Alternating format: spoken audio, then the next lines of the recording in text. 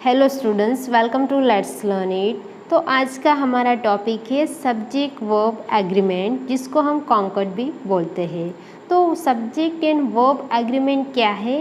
तो subject and verb agreement एक deal है जो कि होता है सब्जेक्ट एंड वर्ब के बीच में। तो यहाँ पे मैंने डील वर्ड यूज़ किया है ताकि आप इसको और इजीली समझ पाए। तो सब्जेक्ट एंड वर्ब के बीच में एक एग्रीमेंट होता है, एक डील होती है, एक समझौता होता है। तो वो डील समझौता क्या है? तो if subject is singular then word should be singular. तो ये जो एक सेंटेंस होता है उसमें जो सब्जेक्ट होता है, अगर वो सब्जेक्ट सिंगुलर है यानी कि वो एक वचन है, तो उसी सेंटेंस में उसका जो वर्ब आएगा वो भी सिंगुलर आएगा यानी कि एक वचन होगा। देन दूसरा एग्रीमेंट क्या है? अगर इसका जो सब्जेक्ट है वो प्लूरल है यानी कि बहुवचन है, तो उसी सेंटेंस में उसका जो वर्ब होगा वो भी प्लूरल होगा यानी कि उसका वर्ब भी बहुवचन होगा।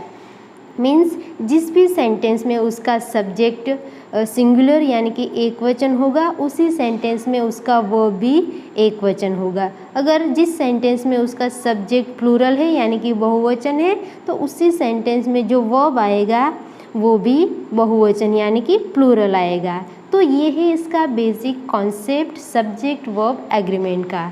तो सब्जेक्ट वर्ब को समझने के लिए, इसको इजीली याद रखने के लिए आपके पास यहाँ पे एक फॉर्मूला है, एक ये ट्रिक है जिसके थ्रू आप इसको आसानी से याद रख सकते हैं। तो यहाँ पे S S and P P. तो एस एस क्या है? मीन्स जिस भी सेंटेंस में उसका सब्जेक्ट सिंगुलर होगा तो उसका वर्ब भी सिंगुलर आएगा, एंड जिस भी सेंटेंस में उसका सब्जेक्ट प्लूरल यानी कि बहुवचन होगा तो उसका वर्ब भी बहुवचन यानी कि प्लूरल आएगा। तो ये बेसिक कॉन्सेप्ट है, इसका फॉर्मूला है इस कॉन्सेप्ट और सब्जेक्ट वर्ब कॉन्सेप्ट को याद रखने के लिए। सो आई होप आपको ये जो इसका बेसिक कॉन्सेप्ट है सब्जेक्ट वर्ब एग्रीमेंट का वो समझ में आ गया होगा। तो यहाँ पे हम ये मान के चल रहे हैं कि आपको इसका बेसिक कॉन्सेप्ट समझ में आ गया है। ये एक एग्रीमेंट है जो कि सब्जेक्ट एंड वर्ब के बीच में होता है, जिस भी सेंटेंस में सब्जेक्ट सिंगुलर होगा तो वर्ब भी सिंगुलर होगा, एंड जिस भी सेंटेंस में सब्जेक्ट प्लूरल होगा तो उसका जो वर्ब है वो भी प्लूरल होगा। तो ये है इसका बेसिक कॉन्सेप्ट। तो यहाँ पे आपने सब्जेक्ट वर्ब एग्रीमेंट के जो बेसिक कॉन्सेप्ट है उसको समझ लिया है। अब हम इस सब्जेक्ट वर्ब एग्रीमेंट को और ज़्यादा अच्छे से समझेंगे और ज़्यादा डीप में समझेंगे थ्रू रूल्स। तो यहाँ पे हम 14 to 15 रूल्स देखेंगे।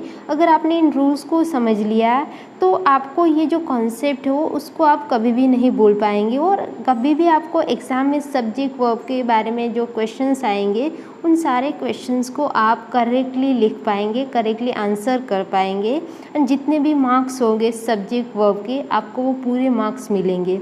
जस्ट आपको ये 14 to 15 रूल्स को अच्छे से समझना है। तो यहाँ पे इन रूल्स को हम समझे उससे पहले मेरा एक सजेशन है कि अगर आप पेन और पेपर लेके बैठेंगे एंड इन रूल्स को नोट डाउन करेंगे तो आपके लिए ये चीज़ ज़्यादा अच्छी रहेगी, क्योंकि अगर आप थोड़ा सा भी कभी भूल गए इस कॉन्सेप्ट के बारे में तो एग्ज़ाम से पहले भी अगर आपने उन रूल्स को एक बार पढ़ लिया, उसको रीड आउट कर लिया, देख लिया, तो आपको पूरा कॉन्सेप्ट वापस से याद आ जाएगा, उसको आप समझ जाएंगे। तो इस तरह से आपको ये चीज़ हेल्प करेगी। तो सबसे पहले हम जो एस एस पी पी का जो फॉर्मूला था उसको समझते हैं।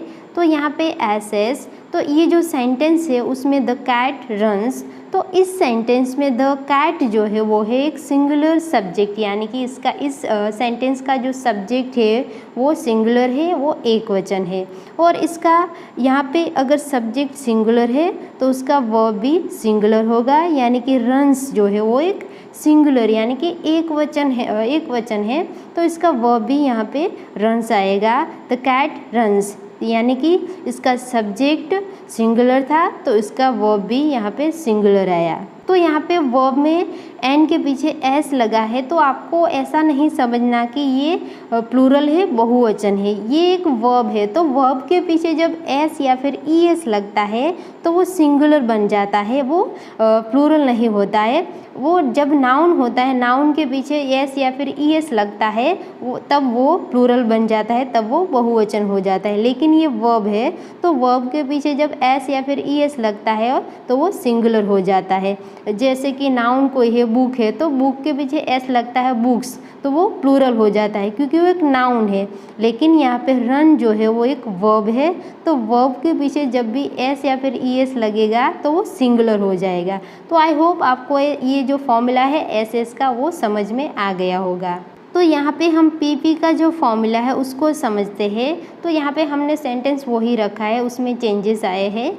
The cats run. तो यहाँ पे ये जो सेंटेंस है उस सेंटेंस का जो सब्जेक्ट है द कैट्स, तो ये सब्जेक्ट कैसा है, ये सब्जेक्ट जो है वो बहुवचन है, वो प्लूरल है। तो इस सेंटेंस का जो सब्जेक्ट है वो प्लूरल है, तो यहाँ पे रूल क्या है, उसका जो सब्जेक्ट प्लूरल होगा तो वर्ब भी प्लूरल आएगा। तो यहाँ पे इसका जो वर्ब है वो क्या है, रन, यानी कि ये बहुवचन है।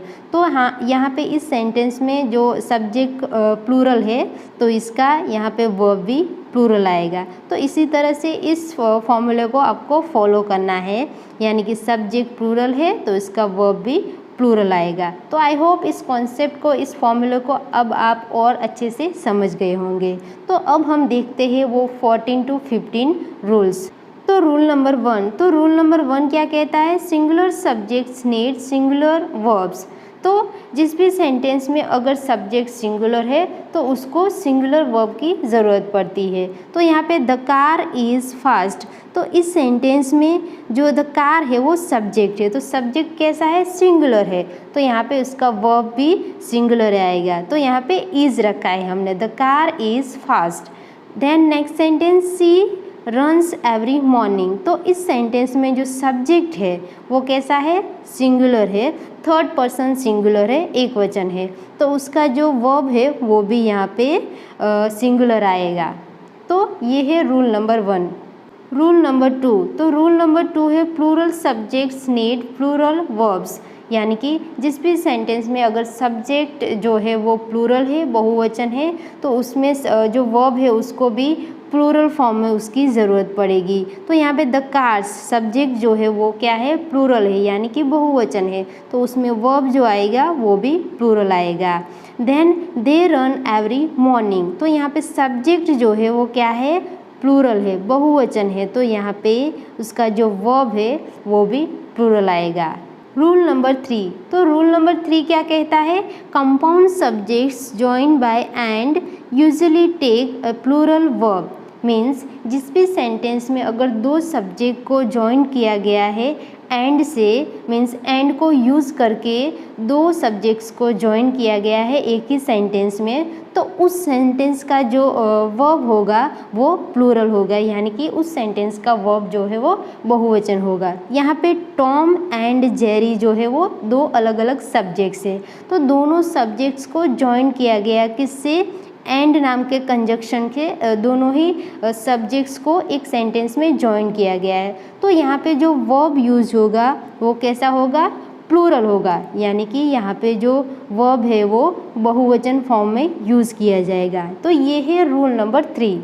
Rule number 4, rule number 4, singular subjects join by or nor take a singular verb. Means जिस भी सेंटेंस में दोनों ही सिंगुलर सब्जेक्ट हो और उन दोनों ही सिंगुलर सब्जेक्ट्स को और या फिर नॉर से जॉइन किया गया हो, तो उस सेंटेंस में जो वर्ब का फॉर्म आएगा वो आएगा सिंगुलर, यानी कि उस सेंटेंस में एक वचन वर्ब आएगा। For example, neither the cat nor the dog is in the yard.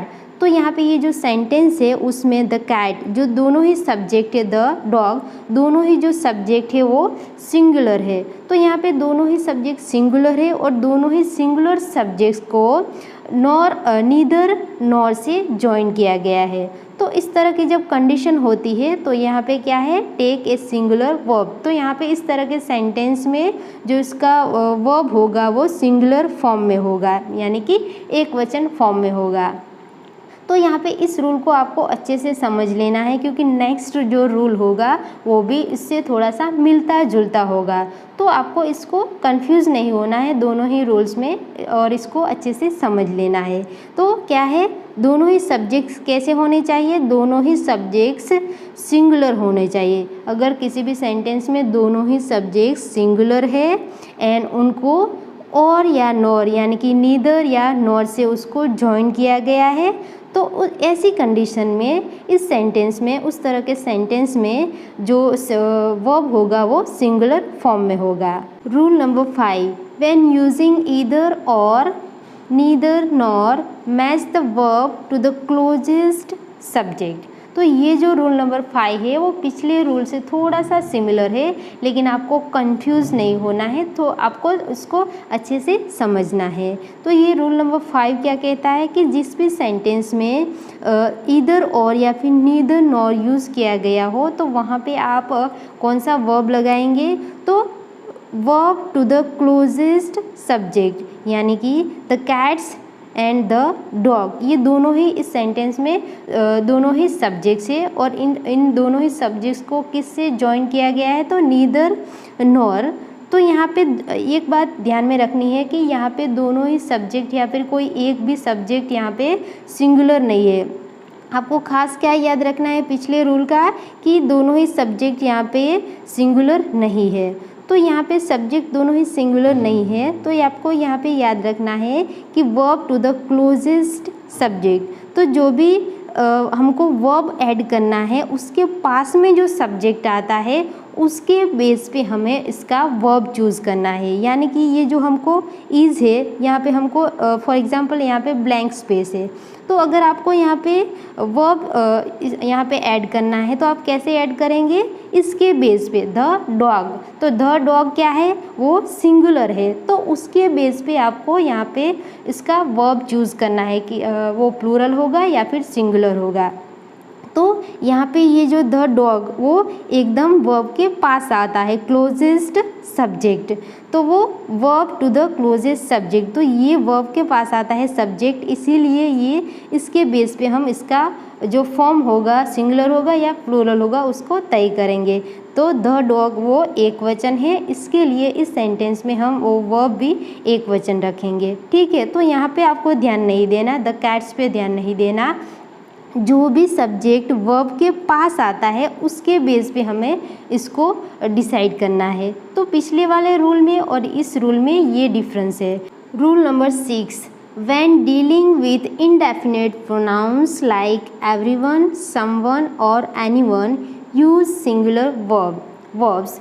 तो ये जो रूल है बहुत ही इजी है, आप इजीली इसको समझ पाएंगे, याद रख पाएंगे कि जिस भी सेंटेंस में अगर इस तरह के प्रोनाउंस यूज़ गए हैं, इनडेफिनेट प्रोनाउंस यूज़ किए गए हैं लाइक एवरीवन, समवन और एनीवन, तो उस सेंटेंस में आपको हमेशा सिंगुलर फॉर्म का वर्ब यूज़ करना है। For example, everyone is invited, someone is at the door. तो यहाँ पे एवरीवन, समवन, एनीवन इस तरह का इनडेफिनेट प्रोनाउंस अगर यूज़ किया गया है सेंटेंस में और उसके बाद आपको वर्ब रखना है, तो वहाँ पे आप हमेशा सिंगुलर फॉर्म का वर्ब रखेंगे। Rule number 7, titles, organisations and companies are considered singular even though they may refer to multiple people. तो यहाँ पे जिस भी सेंटेंस में अगर कोई टाइटल को मेंशन किया गया है, ऑर्गेनाइजेशन को मेंशन किया गया है, कंपनीज़ के कोई नेम को मेंशन किया गया है, तो उनको हमेशा एक सिंगुलर कंसिडर किया गया है, एक वचन में कंसिडर किया गया है। तो हमेशा उस सेंटेंस में हमें उस वर्ब को भी, उस सेंटेंस के लिए, उस सब्जेक्ट के लिए हमें वर्ब भी सिंगुलर यूज़ करना है। For example, Microsoft is releasing a new product. तो यहाँ पे ये माइक्रोसॉफ्ट हमें यहाँ पे सिंगुलर वे में लेना है, इसको सिंगुलर कंसिडर करना है, इसीलिए इसका वर्ब भी सिंगुलर आएगा। Rule number 8, in sentences that begin with there is or there are the verb agrees with the subject that follows means जिस भी सेंटेंस में जो भी सेंटेंस है वो देयर इज़ या फिर देयर आर इस तरह के वर्ड्स के साथ फ्रेज के साथ शुरू होता है तो उस सेंटेंस में जो वर्ब है वो किसके साथ एग्री करता है, जिस भी सब्जेक्ट को वो फॉलो कर रहा है उस सब्जेक्ट के साथ वो एग्री होता है। For example there are several books on the shelf, तो यहाँ पे ये जो देयर के पास आर लगाए है मीन्स कि वर्ब जो है वो प्लूरल फॉर्म में है तो वो किसके साथ एग्री हुआ है, तो यहाँ पे जो सेवरल बुक्स है वो प्लूरल है तो इसीलिए यहाँ पे जो ये वर्ब लगाया है वो भी प्लूरल फॉर्म में लगाया है। Rule number 9, when expressing amounts use a singular verb for singular amounts and plural verb for plural amounts. तो जिस भी सेंटेंस में अगर आप अमाउंट की बात कर रहे हैं तो अगर वो अमाउंट सिंगुलर है तो आप उसमें वर्ब भी सिंगुलर यूज़ करेंगे, अगर वो अमाउंट प्लूरल है बहुवचन है अमाउंट बहुवचन में है तो आप उसका वर्ब भी प्लूरल फॉर्म में यूज़ करेंगे। For example $5 is a reasonable price, तो यहाँ पे इस सेंटेंस में जो $5 है वो एक सिंगुलर अमाउंट को एक्सप्रेस करता है तो यहाँ पे इसका जो वर्ब आएगा वो भी सिंगुलर आएगा। Then 2 cups of coffee are enough, तो इस सेंटेंस में जो 2 कप्स है वो एक प्लूरल अमाउंट्स को एक्सप्रेस कर रहा है इसलिए इसका जो वर्ब आएगा वो प्लूरल यानी कि बहुवचन फॉर्म में आएगा। Rule number 10, for subjects that express a portion or fraction use a singular verb if the noun after of is singular and plural verb if it is plural।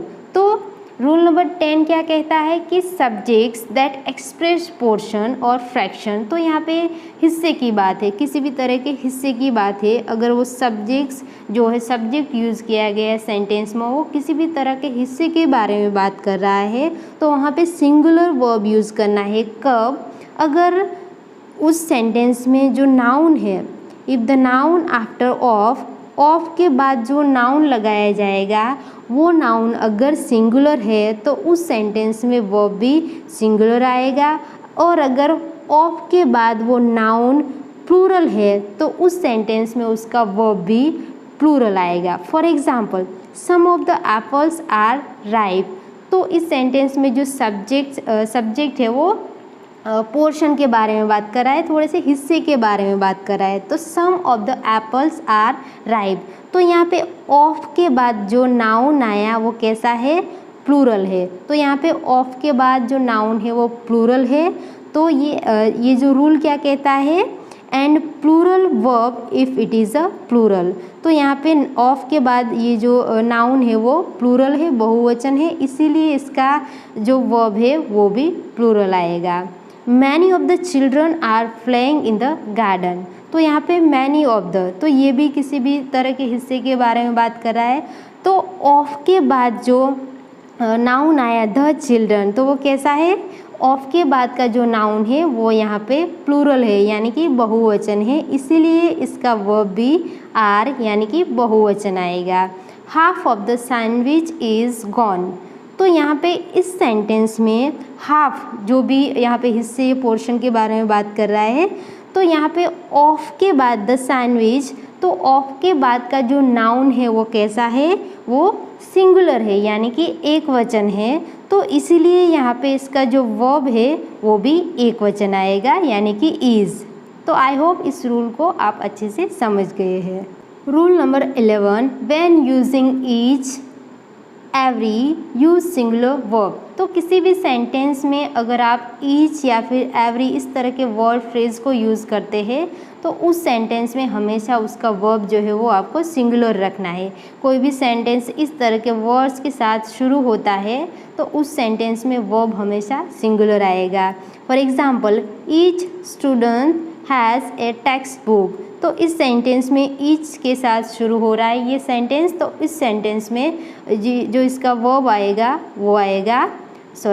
वो verb आएगा यहाँ पे singular, यहाँ पे has जो verb है वो singular आएगा। Then every flower blooms in spring, तो यहाँ पे एवरी इस तरह के वर्ड के साथ ये शुरू हुआ है सेंटेंस, तो ये जो सेंटेंस है उसमें जो वर्ब आएगा वो भी सिंगुलर आएगा। Every flower blooms in the spring. Rule number 12, when the subject is a pair or set, use a singular verb if you refer to the group as a single entity and a plural verb if you emphasize individuality। तो जिस भी sentence में जो subject है वो pair या फिर set में यूज़ हुआ है तो वहाँ पे आप सिंगुलर वर्ब को यूज़ कर सकते हैं। कब? अगर वो पेयर या फिर सेट जो आपने यूज़ किया है वो एज अ ग्रुप रिप्रेजेंट कर रहा हो, एज अ ग्रुप आपने रेफ़र किया है, एक सिंगल यूनिट की तरह उसको रेफ़र किया है उस पेयर या फिर सेट को, तब जाके उस सेंटेंस में आप सिंगुलर वर्ब को यूज़ करेंगे। अगर उस ग्रुप या अगर उस पेयर या फिर सेट को आपने एज अ इंडिविजुअलिटी पे उसकी इंडिविजुअलिटी पे फोकस किया है तो वहाँ पे आपको प्लूरल फॉर्म ऐड करना पड़ेगा। For example, the set of dishes has beautiful colour. तो यहाँ पे सेट ऑफ डिशेस जो है वो कैसे यूज़ हुआ है? As a group, as a pair और सेट, मीन्स यहाँ पे उसकी सिंगल यूनिट पे यहाँ पे फोकस कर रहा है। तो यहाँ पे ये जो सेट ऑफ डिश है उसके डिशेस है उसके साथ आएगा हैज़, यानी कि उसका जो वर्ब है वो सिंगुलर आएगा। एंड जो सेकंड सेंटेंस है, the set of books have unique covers. तो यहाँ पे जो सेंटेंस है सेट ऑफ बुक्स, वो यहाँ पे एक पेयर है एक सेट है, लेकिन वो उसकी इंडिविजुअलिटी पे फोकस कर रहा है, उसकी इंडिविजुअलिटी पे एम्फेसाइज कर रहा है, इसीलिए यहाँ पे इसका जो वर्ब है वो प्लूरल आएगा, मीन्स इसकी यूनिक कवर्स। तो उसके अलग अलग कवर्स पे एक जो सेट है बुक्स का, उस बुक्स का जो सेट है उसमें उसके जो कवर्स है उसके हर एक बुक के कवर पे वो फोकस कर रहा है, मीन्स कि उसकी इंडिविजुअलिटी पे फोकस कर रहा है, इसीलिए यहाँ पे उसका वर्ब जो है वो प्लूरल आएगा। और यहाँ पे उसके सिंगल कलर पे फोकस कर रहा है, ब्यूटीफुल कलर। तो ये जो सेट ऑफ डिशेस है उसके सिंगल कलर पे फोकस कर रहा है, मीन्स सिंगल यूनिट पे फोकस कर रहा है, as a pair group, as a group refer किया गया है, इसीलिए यहाँ पे इस सेट के साथ यहाँ पे आएगा singular verb.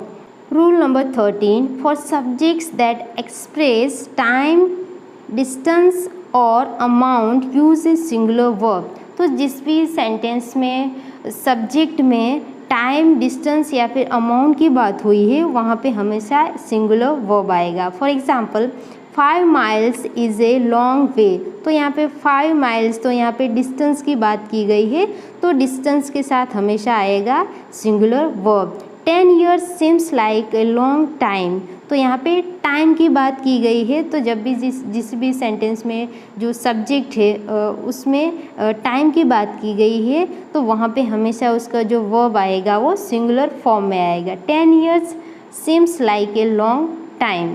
Rule number 14, for subjects that are always plural like scissors, glasses और pants, use plural verbs। Means जिस भी सेंटेंस में इस तरह के जो सब्जेक्ट्स होते हैं कि जो हमेशा प्लूरल बहुवचन फॉर्म में ही होते हैं, तो उस तरह जिस भी सेंटेंस में इस तरह के वर्ड्स को subject as a subject use किया गया है वहाँ पे जो वर्ब आएगा वो हमेशा प्लूरल आएगा। For example, the scissors. तो सीजर्स जो वर्ड हमेशा एक प्लूरल फॉर्म में है तो एज अ सब्जेक्ट यूज़ किया गया है सेंटेंस में, इसीलिए इसका वर्ब भी यहाँ पे प्लूरल आएगा। हर ग्लासेस वो एक्सपेंसिव। तो यहाँ पे जो ग्लासेस है वो कैसे है, हमेशा वो प्लूरल फॉर्म में होते हैं, वो बहुवचन है, इसीलिए यहाँ पे वो जो उसका वर्ब आएगा वो भी यहाँ पे प्लूरल आएगा। तो आई होप आपने इन रूल्स को अच्छे से समझ लिया होगा एंड ये जो कॉन्सेप्ट है सब्जेक्ट वर्ब एग्रीमेंट का वो आपको अच्छे से समझ में आ गया होगा। तो आई होप ये वीडियो आपके लिए हेल्पफुल रहेगा एंड एग्ज़ाम में आप अच्छा स्कोर कर पाएंगे। So all the best for your exam.